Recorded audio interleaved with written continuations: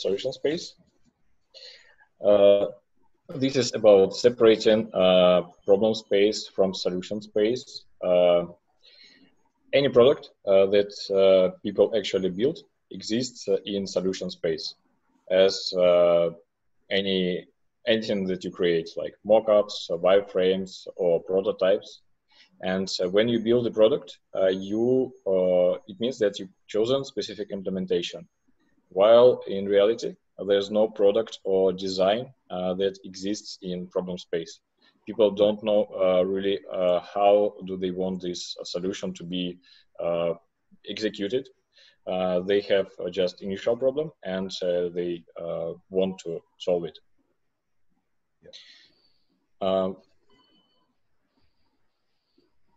Yeah. Mainly the same. For example, there was a story that Dan mentioned here. It's about spacepan. When NASA was preparing to send astronauts in space, they knew that ballpoint pen would not work because there is no gravity in space.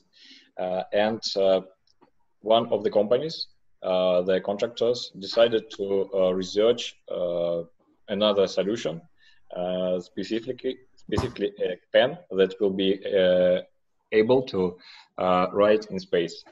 And they spent around $1 million. And finally, they invented this pen. While Russian space agency just equipped astronauts with simple pencils. So this is... I thought they could have done a more simpler way. Or, yeah, they could have sent a Russian girl along with the guy to write for him. At it cost. Rely on his memory. Yeah. So this story shows the risk of jumping into solution space without starting from the problem space. Yeah. And I did some research, like why could they did it? And for example, graphite dust is harmful to respiratory system. And there are some diseases like bronchitis and some other serious lung diseases with prolonged exposure. So you will not know how it will affect you in a couple of days. But workers who work on factories with these graphites, with silicon and other things, they have a risk of tuberculosis, bronchitis, and emphysemas. So this is a nice point that was not mentioned in the book. And could be one of the reasons. Okay.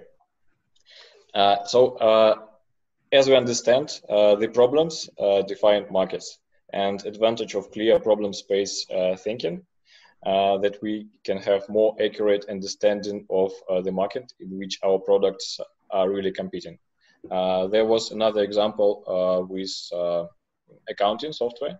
It was like a tax cut, and the leaders of this project, they thought not about existing competitors in the market, not about another software companies that are also in the market, but they thought about wider problem like tax preparation. Yeah. And they came to this idea that people in America were preparing their taxes with just pen and paper. And in this situation, they had like more options to try, more variations. So they were more free to check what could fit these people, not only fit in the existing market.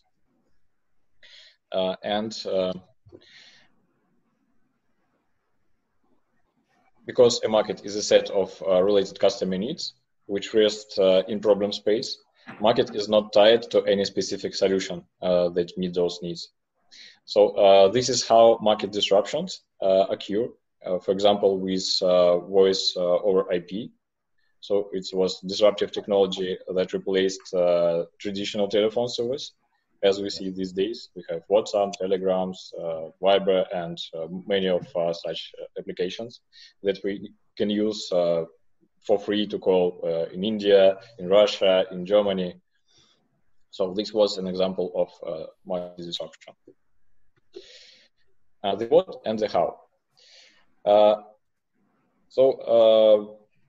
The what describes the benefit that the product should give the customer. Its outcomes from the problem description, and how is related to the more specific solution. It's the design of the product and specific technology used to implement this product. So what relies in problem space and how is in the solution space. There's a question that people ask, like how to get a clear understanding of problem space before proceeding to solution space. And it's a good short name for this, go outside of the building, which says that the best way to mitigate the risk of inside-out mindset is to ensure that your team is talking with customers. Because the opposite case is when the team is just sitting in the building and thinking how the market wants to get this solution. They don't know the real customers. They just selected some short focus group or even just do it themselves.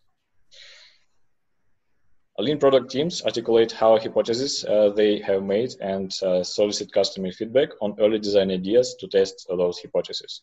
So it's mainly the same thing, but related to the actual hypothesis test. So once you have something in mind, go and test these design ideas, go feedback early. So fail early. Yeah. I think that's where you start doing the design sprints and you start building prototypes. And even if the market experiments that you're doing in prototype fund, like these are all like different experiments to actually find out whether your hypothesis or your assumptions are related to or not. People need it or they don't need it, right? So that's where before you spend, your time in the solution space where you actually build a real solution or a real product. Yeah. So it may be just handwritten exactly design, anything like even this. A handwritten design, or if it's just a brochure, if it's a landing page. Now, in a way, that's also a solution space, because what you're trying to do is you're trying to identify different ways. So even a landing page is a solution. A landing page could be for a problem as well. So you say, you define the problem first. That's where you start, and you say, okay, this is the problem, this is the problem, this is the problem, this is the problem, right? And then you say, if you want a solution, click here. So what you're trying to identify is whether the problems are there or not, but you're still not presenting the solution in front of the audience, right? Yes, even on the landing page, you still may not be presenting it. Exactly. And before landing page, you can go with a service. You can go to your customers directly, discovery or interviews, our story experiments. Yes. So this also works. Yeah. And so you exactly. So when you talk about get out of the building, that means you're actually going and reaching out to your target customers, and now identifying and doing discovery interviews, like the interviews that we are doing in the call. We're going and talking to them, right? The LinkedIn calls that we do. What we're trying to see is identify their problems. What they really what are they measured on, what are the challenges, what they like, how do they build products, right? So these questions that you're asking, these are all discovery questions, and now basis that learning, you're trying to then later build the solutions. Okay. Yeah. Good. Okay. And for example, when people think that companies don't listen actually to customers, there are Apple's example. So good understanding of customer needs and preferences helps product teams explore new potential solutions and estimate how valuable customers are likely to find each one to be. And Apple, in their case, started with a question, what incredible benefits can we give to the customers? In their example, they had like two controversial things. For example, one with Touch ID, when they actually feed the user's needs, and this was really useful for them. It was big, a huge, very complex thing that was really appreciated by customers. And Apple for sure tested this before launching it. And there's another thing that was related to MacBook's design change, the unibody change, when they moved the physical power off button to the keyboard and made it software button solution until they also changed behavior in the operating system on macOS. And once you click this button, the Mac goes to sleep. So this was irritating in combination because delete button was placed nearby and people accidentally pressed power off instead of delete. Yeah, you're muted, go. So in this case, it's not known whether they tested these solutions together or not, because separately they could work fine, but once they were combined, it was really frustrating to users to work with MacBooks this way.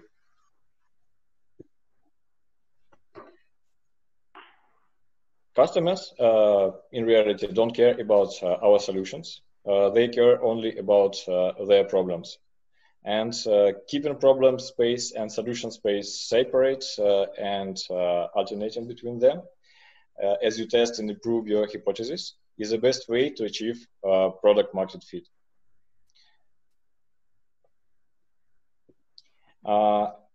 Here we see the same product market fit pyramid. And unlike customers and their needs, where you can target but cannot change, value proposition is a problem space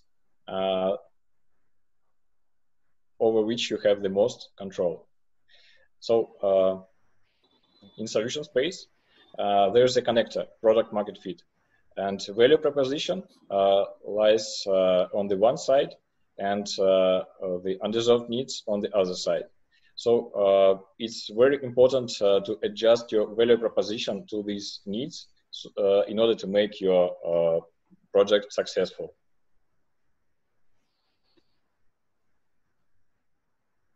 Right. Okay. Yeah, that's all.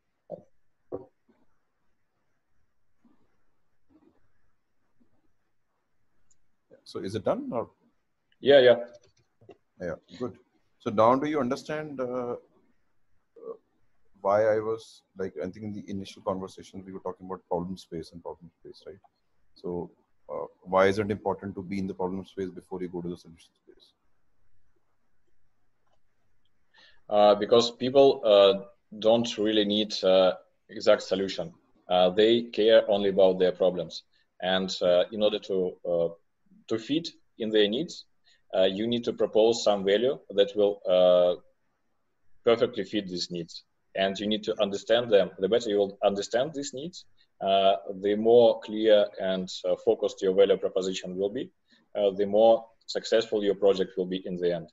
So features and UX are on the top of this pyramid, and they rely on this value proposition only. So this is the main thing here that you should care. Yeah, right. Oh. Any questions, anyone? Not from my side. No, not from my side also. Okay. Pavel, you have any questions? I think no. Oh, we can move on. Good. Okay, let me check. So do you see as a value in the problem space as individuals?